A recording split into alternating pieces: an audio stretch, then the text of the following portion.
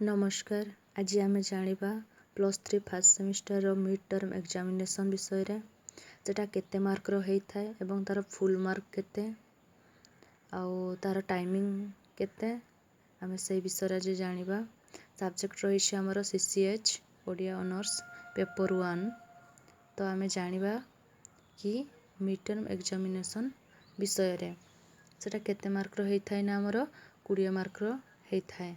Time होछि 1 hours माने गोटे घंटार आपणकर एग्जाम हेबो आउ 20 मार्क रो एग्जामटा हेबो। तो चलंतु देखिबा क्वेश्चन रे कोन कहिछि। क्वेश्चन नंबर 1 रे कहिछि जे कोनोसी चारोटी प्रश्न रो उत्तर दियो। आपणको 6टा क्वेश्चन दिया है से मध्य आपको जो चारोटी क्वेश्चन रो आंसर आसीबो आपण से चारोटी क्वेश्चन रो आंसर लिखिबे एवं गोटिए मार्क 1 मार्क या आपणकर 4टा करिवे 4 मार्क। तो चलंतु देखिबा 2 नंबर जे कोनोसी 3टी प्रश्न रो उत्तर दियो। आपणको 4टी प्रश्न दिया है सेति मध्य आपणको 3टी प्रश्न रो उत्तर लिखिबा पई पड़िबो। सेटा को गोटे को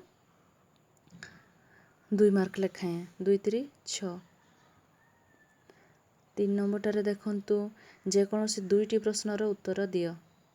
आपणको एठारे दिया है 3टी क्वेश्चन तो सेति मध्य आपणको जो क्वेश्चन रो 2टी आंसर आसीबो आपण से 2टी प्रश्न रो उत्तर देबे। आपणको मादळा पांजीर मुख्य 5 प्रकार लिखनकार को केउ नाम रे चिन्हित करा जाए आपनको सेईटा आसिले आपण सेईटा लिखिबे। बा कलसा 34 कथा वस्तु संक्षिप्त रे लेख। रुद्र सुधानिधि संपर्क संक्षिप्त रे टिप्पणी दियो। आपनको जो 2टी प्रश्न रो आंसर आसबा आपणको चॉइस रे करि परिबे। सेटा गोटे को 3 मार्क लेखाएं 2 3 2 6। नंबर 4 क्वेश्चन नंबर 4 जे कोनोसी गोटिए प्रश्न रो उत्तर दियो। बिलंक रामायण कथावस्तु को संक्षिप्त रे वर्णना करो बा चंडी पुराण कथावस्तु संक्षिप्त रे वर्णना करो। सेटा गोटे को 4 मार्क। तो आपणकर एई परि भाबरे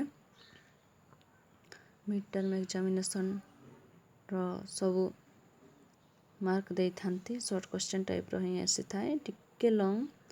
तो आपणकर फुल 20 मार्क रो हेई थाए। एमिति आहरी एमिति वीडियो पाइबा पई आपण मो चैनल टाको सब्सक्राइब करंतु। बेल आइकन टिको क्लिक करंतु जा फल कि आपनको मोर वीडियो सर्वप्रथम आपणको पाखरे पहुँचीबो।